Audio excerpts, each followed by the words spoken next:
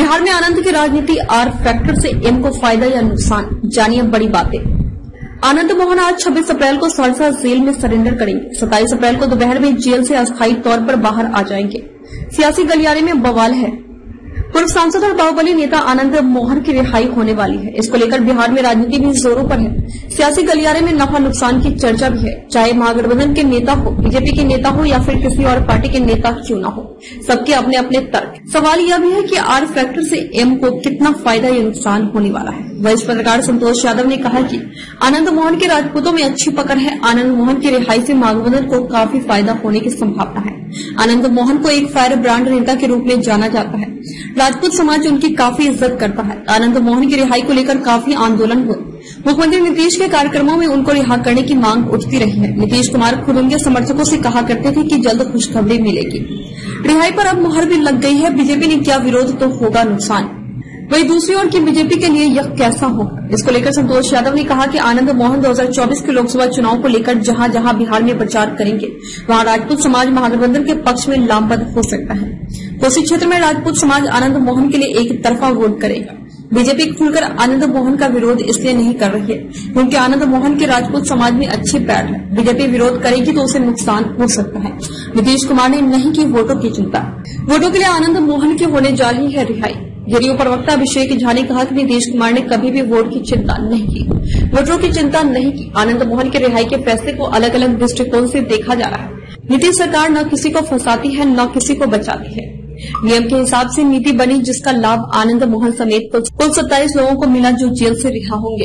BJP के लोग अपने नजरिए को प्रस्तुत कर रहे हैं। बीजेपी सांसद सुशील कुमार मोदी आनंद मोहन के निर्दोष बताते हैं।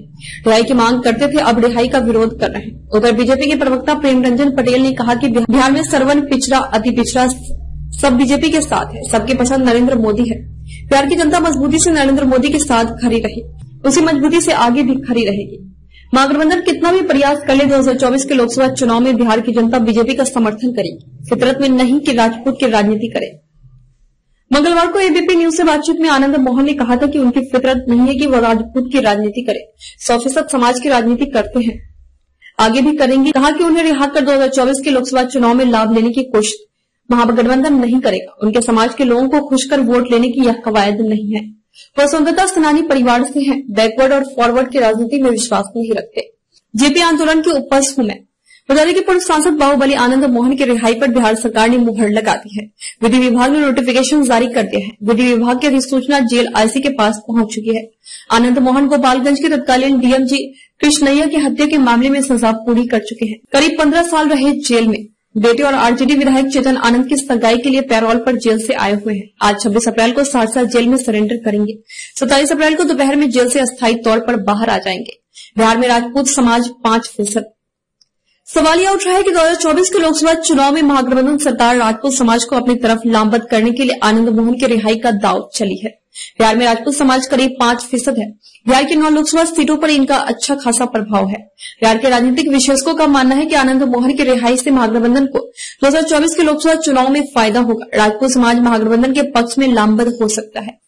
90 के दशक में बिहार में ऐसा राजनीतिक ताना बाना बुना गया था कि जात की लड़ाई खुलकर सामने आ गई थी। यह बिहार में वह दौर था जब लालू का राज था और कमंडल और मंडल की जोर आजमाइश चल रही थी।